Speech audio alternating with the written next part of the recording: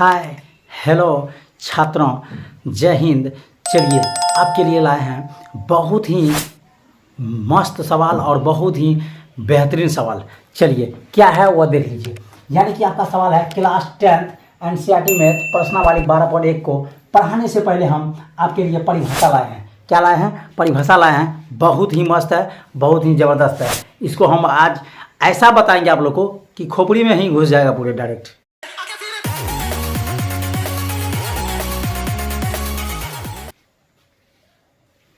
समझे छात्रों?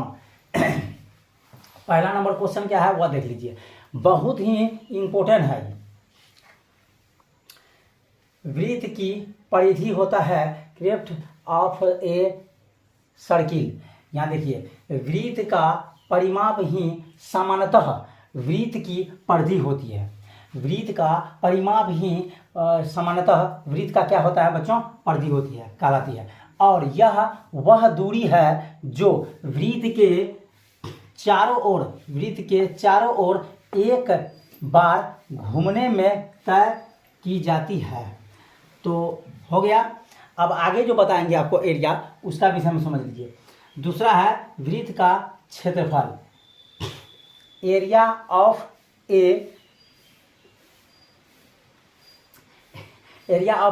Circle. Area of a circle हो जाएगा आपका, यानी कि वृत्त का क्षेत्रफल। यहाँ देख लीजिए बच्चों, पूर्व की कक्षाओं में हमने जांच कर देखा है कि आर त्रिज्या वाले वृत्त का क्षेत्रफल होता है बच्चों पाई आर स्क्वायर। वृत्त का क्षेत्रफल क्या होता है बच्चों? पाई आर स्क्वायर। जब आपको पता है कि वृत्त का क्षेत्रफल पाई आर स्क्वायर होता है तो वृत्त का परिधि भी पता होगा। वृत्त का परिधि होता है 2 पाई आर। क्या होता है बच्चों?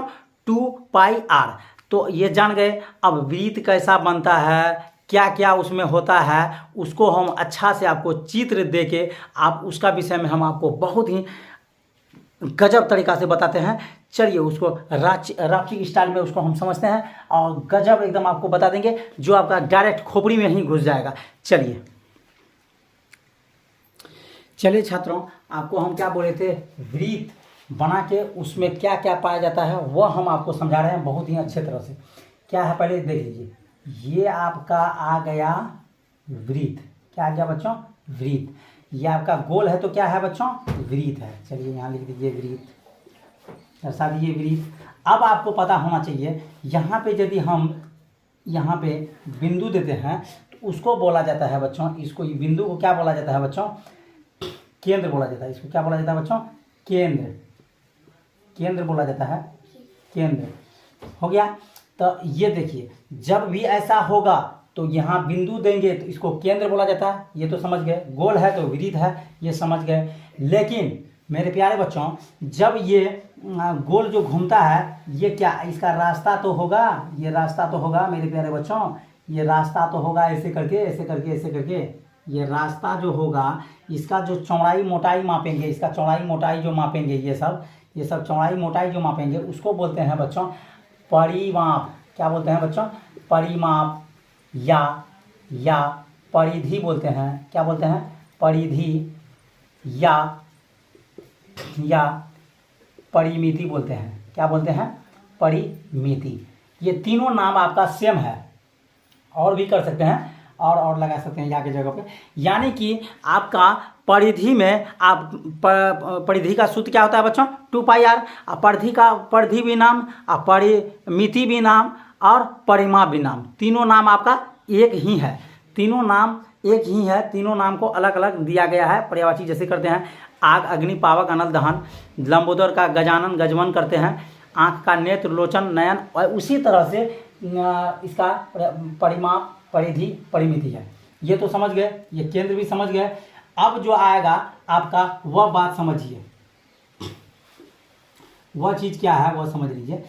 जब आपका ये यहाँ से लेके यहाँ तक आधा, यानी कि यहाँ से लेके यहाँ तक यदि आपका काटा जाए तो उसको क्या बोला जाता है? यानी कि इसको बोला जाता है आर, यानी कि इसको कहते हैं त्रिज्या। क्या कहते हैं बच्चों? इसको कहते हैं त्रिज्या। इधर लिख दीजिए, इसको बोलते हैं त्रिज्या। ये त्रिज्या नाम से सूचित किया जाता है। क्या नाम से? त्रिज्या नाम से इसको पुकारते हैं। त्रिज्या नाम कहलाएगा ये। अब देखिए, अब दूसरा चीज क्या है वह समझ लीजिए अच्छा से। जब आधा है यानी कि नाभि से हम आधा पेट को काट देंगे बच्चों, तो वह कहलाएगा त्रिज्या। जब नाभि से पूरा पेट को हम काट देंगे यानी कि पूरा बॉडी को काट के अलग कर देंगे, यानी कि देखिए ये है हम मेरा, जैसे यहाँ से लिए ऐसे करके काट दिए, ये तो आधा हो गया बच्चों, ये इधर आ गया, आधा कटोरा बन गया ये। तो ये इसी को क्या बोलते हैं हमने, इसी का नाम क्या दिए हैं, इसका नाम दिए हैं बच्चों, क्या दिए हैं, व्यास नाम पुकारते हैं इसको, व्यास। इसको डी से सूचित किया जाता है, कौन चीज से, डी से सूचित करते हैं इसको, कौन चीज से सूचित करते हैं, डी से सूचित किया जाता है। जब ये आधा को काटने से व्यास बनता है तो इसका जस्ट आधा यहाँ तक आपका त्रिज्या ही होगा। आधा को क्या बोलते हैं बच्चों, त्रिज्या ही बोलते हैं। मेरे प्यारे बच्चों ध्यान से समझिए, मेरे प्यारे बच्चों अच्छा से आप ध्यान दीजिएगा, जरूर आपका खोपड़ी में घुसेगा। आप लोग इतना भी कमजोर नहीं है, हम समझ सकते हैं। जब यहाँ केंद्र से यहाँ तक की दूरी को क्या कहते हैं, व्यास कहते हैं। जब आप ये छोर देखते हैं, ये छोर जो है, ये छोर आपका क्या है, ये एक छोर से दूसरे छोर को मिलाने की इसको बोलते हैं बच्चों हम जीवा बोलते हैं। क्या बोलते हैं, जीवा। इसको क्या कहते हैं बच्चों, जीवा बोलते हैं। मेरे प्यारे छात्रों ध्यान दीजिएगा, इसमें और कुछ छुपा हुआ बात है, वह हम बता देते हैं आपको।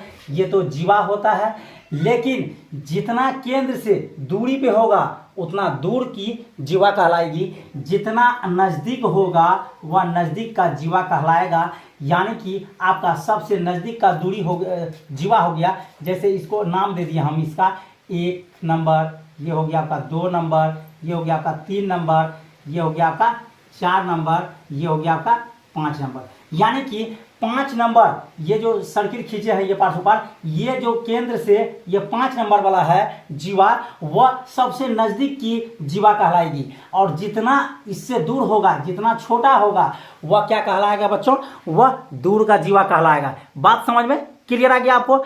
चलिए अब आगे की ओर बढ़ा जाए, आगे की ओर समझा जाए। चलिए बच्चों आप लोग यदि मेरा साथ दीजिएगा तो हम आपको और लाजवाब सब शब्द लाएंगे, लाजवाब आपके लिए वीडियो लाएंगे। चलिए आप ही मेरे सब कुछ हैं। चलिए मेरे प्यारे छात्रों फिर आपके लिए लाए हैं, बहुत ही मस्त है, जो आपको इसमें कहने का कोई बात नहीं, हम परिभाषा लिखते हैं और उसको समझा भी देते हैं। चलिए आपके लिए लाए हैं बहुत ही मस्त।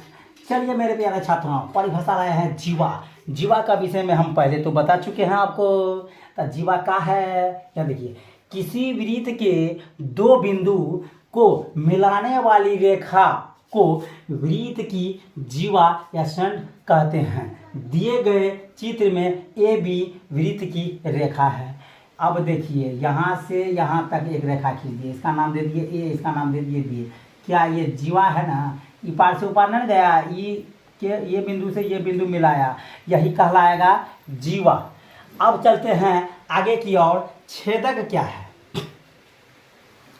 छेदक क्या है, छेदक किसे कहते हैं वह देखिए। सन मतलब होता है, छेदक का मतलब होता है वृत्त को 2 बिंदुओं पर प्रतिच्छेद करने वाली रेखा को छेदक कहते हैं। वृत्त के 2 बिंदुओं यानी कि 2 बिंदु ऐसे करके पार कर गए, ये कहलाएगा ए, ये कहलाएगा बी। तो पार कर गए यानी कि छेदक मतलब वृत्त को पार करते हुए ये पार से वह पार चले गए बच्चों, ये पार से वह पार चले गए, उसी को बोलते हैं हम क्या, छेदक रेखा। इसका नाम क्या है बच्चों, छेदक, इसी का नाम है छेदक, छेद कहते हैं। चलिए आगे की ओर देखते हैं। चलिए मेरे प्यारे छात्रों परिभाषा लाया है चाप का विषय में। चाप ऐसी वृत्त के एक सतत खंड को चाप कहते हैं। सतत खंड को क्या कहते हैं बच्चों, चाप कहते हैं। जब चित्र में देखेंगे हम लोग तो ए बी पी वृत्त का चाप है। अब देखिए यहाँ पे आपका केंद्र हो गया, क्या हो गया बच्चों, केंद्र।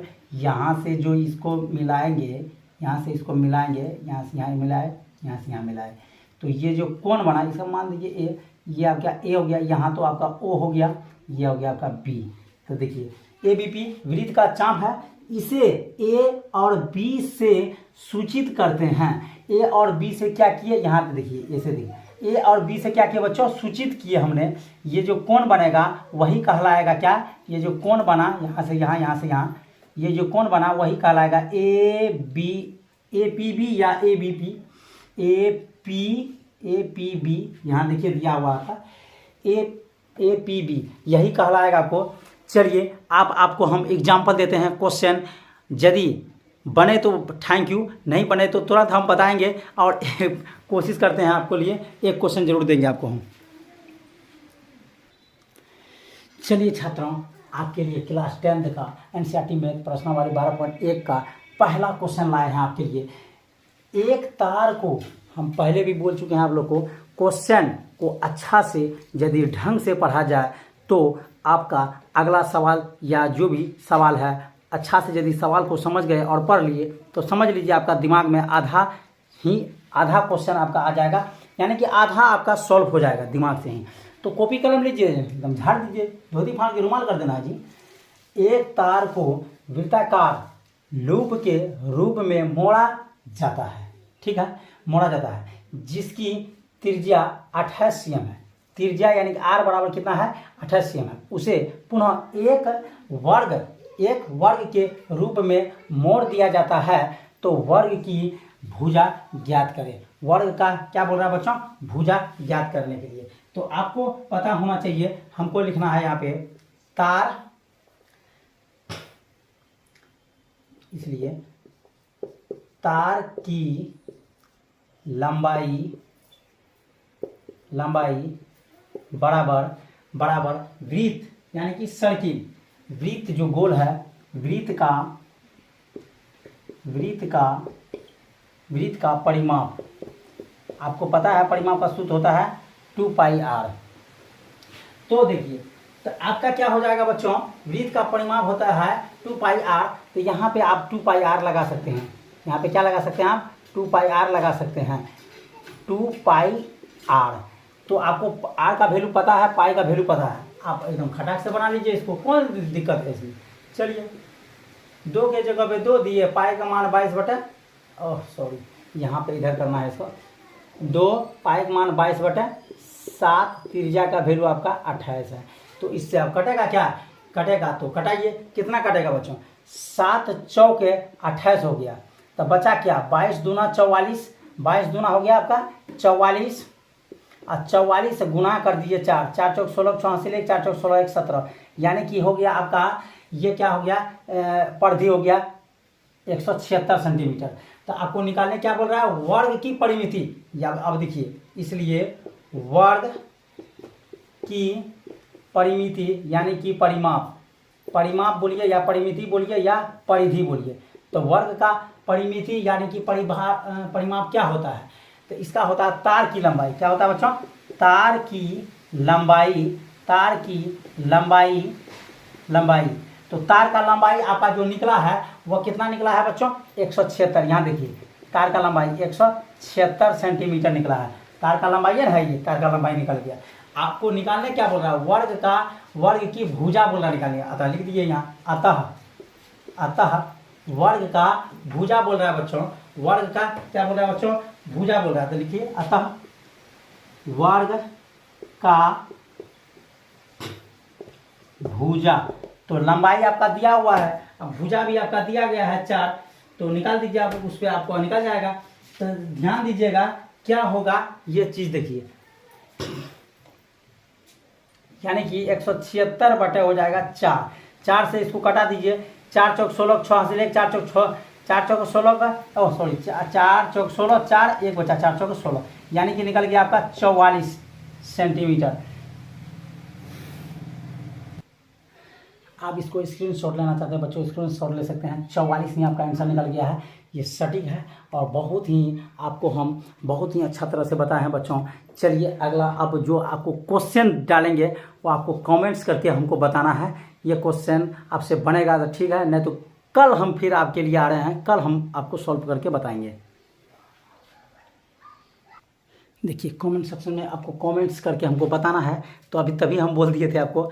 सॉरी मेरे प्यारे छात्रों, सॉरी आपके लिए क्वेश्चन लाए हैं। एक वृत्ताकार पार्क के चारों तरफ 7 मीटर चौड़ी सड़क है। यदि पार्क की परिधि 352 मीटर है, यानी कि बाहर का 352 मीटर है, तो सड़क की क्षेत्रफल ज्ञात कीजिए। यानी कि ये जो होता है एरिया, इसका क्षेत्रफल कितना है बच्चों, वही मालूम करके हमको आपको बताना है। बनेगा ठीक है, नहीं बनेगा तो कल हम आपके लिए हाजिर हैं। कल हम आपको एकदम दिलो जान से आपको बताएंगे और बहुत मस्त होके बताएंगे। मैथ को मस्त होके पढ़िए, मनोरंजन लेके पढ़िए ना, टेंशन का है लेता है।